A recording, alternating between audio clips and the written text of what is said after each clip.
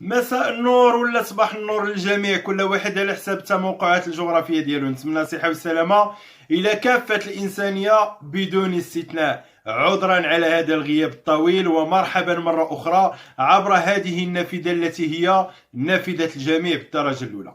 اليوم وكيف ما جرت العاده جينا دائما اننا نطرح تساؤلات أولى موضوع النقاش، وموضوع الساعة هو الحالة الوبائية الطارئة التي تهدد بالعودة إلى الحجر الصحي. الحالة الوبائية، الوباء اللي ولا منتشر بشكل كبير في الأوساط الشعبية في وسط الكادحين، واللي تأدي الثمن ديالو، المشكلة هو اللي تأدي الثمن ديالو العمال والعاملات والكادحين والكادحات ديال هاد البلاد هادي. هذا اللي تيصفر على الامتلاء ديال المستشفيات، التهديد بالعودة مرة أخرى للحجر الصحي، وكلنا يعلم ما معنى الحجر الصحي، وعشناه في 2020 وعشناه في البداية ديال 2021، اللي خلى الناس سيرتو بالأخص في غياب ديال الدعم ديال الدولة، في غياب تحمل المسؤولية ديال الدولة تجاه المواطنين والمواطنات وتجاه الشعب المفقر، اللي ادات لأن الناس باعوا الحوايج ديالهم، الناس باعوا الأثاث ديالهم باش يسدوا رمق الجوع. وكلنا يتذكر بشكل مأساوي مجموعة ديال الانتحارات اللي وقعت لأن الناس ما بقاتش لاقيه ما تاكل.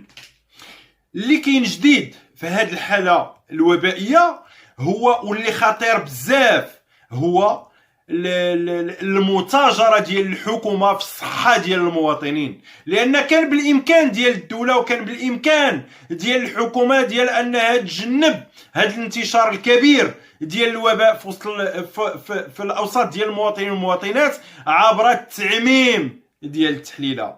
علاش تنقول المتاجرة ديال الدولة والمتاجرة ديال الحكومة في الصحة ديال المواطنين؟ علاش؟ لأن قبل أسابيع بالضبط، قبل أيام معدودة، فجر الدكتور والأستاذ عزيز غالي الرئيس ديال الجمعية المغربية لحقوق الإنسان، وكلنا يعرف من هي الجمعية المغربية لحقوق الإنسان، اللي هي تقريبا أكبر إطار حقوقي ماشي غير في شمال إفريقيا بل في إفريقيا، وعندها مصداقية دولية وحصلت على جوائز أممية، كذلك عندها الصفات ديال المنفعة العامة. الدكتور عزيز غالي ماشي غير مجرد رئيس ديال الجمعيه الوطنيه الجمعيه المغربيه لحقوق الانسان، بل هو كذلك دكتور صيدلي ومستشار سابق ولا خبير سابق في لدى المنظمه العالميه للصحه، وكذلك تنتمي لمجموعه ديال المنظمات الصحيه على المستوى العالمي، واللي فجر مؤخرا واحد الفضيحه. التحليله شراو بالثمن ديال 45 درهم، بالثمن ديال 45 درهم، وتيفرضوا على المواطنات والمواطنين اللي باغيين يديروا التحليله في المختبرات انهم يخلصوا عليها 700 ديال الدرهم. كان من الممكن كما صرح الدكتور عزيز غالي ممكن انها توزع على الصيادله، وعطى رقم الدكتور عزيز غالي، قال بان كاين اكثر من 13000 صيدليه، وبان الصيادله قادرين انهم يديروا مليون تحليله في النهار. واش عارفين اشنا هي مليون تحليله في النهار؟ هي قادره انها تجنبنا الكارثه، وقادره تجنبنا هاد الحجر الصحي اللي حنا مهددين بالعوده ليه. لان غالبا مجموعه ديال الدول، منهم فرنسا، منهم بلجيكا، منهم مجموعه ديال الدول الاوروبيه اللي قررت انها ترجع للحجر الصحي، ولكن المغرب تيبان لي بان الحكومه بغات غير دوز بين الانتخابات اللي جايه في الاسبوع الاول ديال شهر شتنبر، وغادي تردنا الحجر الصحي. وهذا الحجر الصحي اللي تنعرفوا كنا، وكما ذكرت في البدايه، التاثيرات الجانبيه ديالو على المواطنين والمواطنات، على السواد الاعظم من هذا الشعب. وملي تنقولوا السواد الاعظم فتنقولوا السواد الاعظم يعني المفقرين والمفقرات والكادحين والكادحات، لانهم هما اللي غيديو الثمن ديال العوده ديال الحجر الصحي، هما اللي تيديو الثمن ديال الانتشار ديال الوباء، كما هما اللي تيديو الفاتوره الا بغاو يديروا التحليله ب 700 ديال الدرهم لدى المختبرات. فكيف يعقل ان دوله عبر الوزاره ديال الصحه ديالها اقتنات تحاليل ب 45 ديال الدرهم كما صرح الدكتور عزيز غالي، كان من الممكن انها تخلي داك الهامش ديال الربح للصيادله ب 5 دراهم ويدير المواطن التحليله ب 50 ديال الدرهم. يعني الا درنا مليون تحليله في النهار قادرين ان في ظرف شهر ولا قل اننا نغطيو جميع الفئات وجميع الافراد ديال الشعب، وبالتالي غادي نعزلوا الحالات اللي هي مؤكده ونحميو لما تبقى. ولكن للاسف فالدوله لا تهمها مصلحه ديال المواطنين ولا تهمها صحه المواطنين، لان الواقع يقول شيء، الواقع شيء، ودوك الخطابات ديالهم في التلفازات شيء اخر. لان كيف يعقل انك تشري تحليله ب 45 ديال الدرهم وتعطيها للمختبرات اللي تيديروا التحليله للمواطنين والمواطنات ب 700 ديال الدرهم؟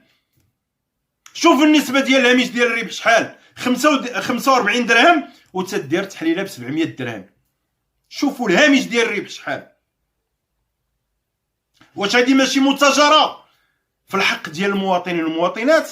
واش هذه ماشي تهديد ديال الاقتصاد ديال البلاد والمغامره به؟ واش هذه ماشي التهديد ديال الصحه ديال المواطنين اللي ولاو اليوم المستشفيات مملوءه عن اخرها؟ كذلك اللي ولا الجسم الطبي واللي عطى بالمناسبه الدكتور كذلك عزيز غالي اللي متبع وعطى تصريحات، ولا رجعتوا للتصريحات القديمه ديالو غتلقاو داكشي اللي كان تيحلل التحاليل اللي كان تيدير، زعما التحليل ديال الوضعيه الوبائيه ولا الوضعيه الصحيه، وكان تيعطي مقترحات ديال الحلول باش ما يجيش شي واحد يقول لك لا غير تنتقدوا، لا كان تيعطي مقترحات حلول. ولو الدوله خدات بعين الاعتبار دوك المقترحات ديال الدكتور عزيز غالي، خداتها بعين الاعتبار، لو تجنبنا الكارثه اللي حنا على الابواب ديالها. ولكن كما قلت فالدوله لا تهمها صحه المواطنين، بل هي تتاجر ما يهمها هو الهامش ديال الربح اللي تيهمها، لان المتاجره في القطاع الصحي. هذا رقم واحد. رقم جوج، واش عارفين ما معنى اننا الرجوع للحجر الصحي وحنا مازال تنجتروا في الديون وفي الكريديات اللي خلاتهم علينا 2020 والبدايه ولا نصف السنه الاول ديال 2021؟ واش عارفين ما معنى ان نرجعوا ولو غير شهر ولا شهرين؟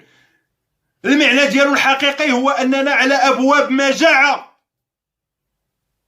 تحت الاستهتار ديال الدوله ولا مبالاة ديالها. هذه تتبقى تساؤلات حول هذه الفضيحه. من يحمي لوبيات الفساد في القطاع ديال الصحه؟ واللي تيبين لنا فعلا واش هاد الدوله ولا هاد الحكومه ولا هاد الحزاب المشكله للحكومه اللي هما قراب غادي يجيو لعند المواطنين والمواطنات ويقول لهم صوتوا علينا وما عرفت شنو غادي يديروا لكم وشنو غادي ينفعلوا لكم. هادو اللي تيتاجروا بالصحه ديال المواطنين، هادو اللي تيتاجروا بالمستقبل ديالنا، هادو اللي تيتاجروا بالاقتصاد ديال البلاد وتيغامروا بالمستقبل ديال البلاد باسره. قريبا غادي يجيو لعندكم وغادي يقولوا لكم صوتوا علينا باش يزيدوا مازال باش يزيدوا مازال. وما كاينش شي واحد يقول لي لا هذا الحزب ولا هذا الحزب. كامله الاحزاب المشاركه في اللعبه الانتخابيه كلها تتحمل المسؤوليه، سواء كانت في الحكومه ولا كانت في المعارضه، كلها تتحمل المسؤوليه وما فيهم ما تختار. فبالتالي من هنا شهر ولا من هنا اسابيع قليله ولا ايام معدوده من اللي غادي يجيو ينزلوا عندنا للاحياء اللي ما عمرهم وطأت الاقدام ديالهم هذه اكثر من 5 سنوات، وطأت الاقدام ديالهم هذه الاحياء الشعبيه، غادي يجيو مزوقين بدوك التصاور ديالهم ومزوقين بالعلامات ديال التنظيمات ديالهم، وغادي يجيو يتسولوا الاصوات ديال المواطنين والمواطنات اللي تيتاجروا بالصحه ديالهم وتيتاجروا بالمصالح ديالهم وتيجوعوهم وتيزيدوا يفقروهم. كانت هذه التساؤلات اللي كما ولفنا دائما فين ما تيكون شي موضوع ولا شي نقاش اللي تيهم الجميع ولا شي قضيه اللي تتهم السواد الاعظم المفقر والمفقرات ديال هذه البلاد، فاكيد اننا غادي نجيو نتسائلوا حوله، واكيد اننا غادي نطرحوا النقاش. في الاخير تنتمنى الصحه والسلامه الى الجميع، الى كافه الانسانيه بدون استثناء، وكل التعازي الحاره الى جميع العائلات والاسر اللي فقدات احد الذوي ديالها بسبب ديال هذه الجائحه هذه. تحياتي الى الجميع.